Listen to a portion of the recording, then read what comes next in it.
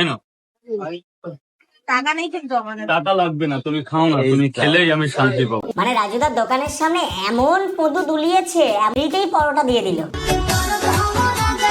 এবার থেকে মনে হচ্ছে রাজুদার দোকানের সামনে গিয়ে মুজরাগিরি করতে হবে, তাহলে ফ্রিতে পরোটা খাওয়া যাবে। লাজুদা আমার ছেলে এটা করবে আমি আশা করি। যে লাজুদার দোকানে পলোটা কিনেছি, কিনে লিবু দেবো, লিবু দিয়ে দিল না। টাকা নেই কিন্তু আমাদের। টাকা লাগবে না, তুমি খাও না, তুমি খেলেই আমি শান্তি পাবো। তুমি হচ্ছে একটা ছেলেকে লিভিউ দিতে দাওনি আর একটা মেয়েকে ফ্রিতে পরোটা দিয়ে দিচ্ছ, এটা কিন্তু ঠিক করলে না।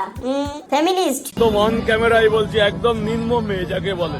হঠাৎ করে আমি আমার দোকানদারি করছি, ও গিয়ে নাচা শুরু করে, ও খুব অন্যায় করেছে।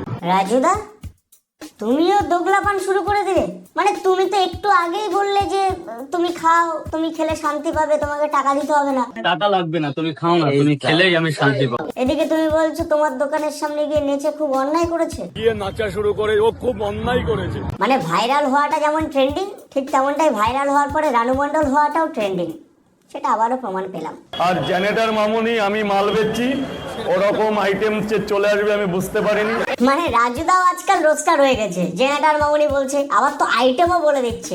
মানে দারুণ ব্যাপার।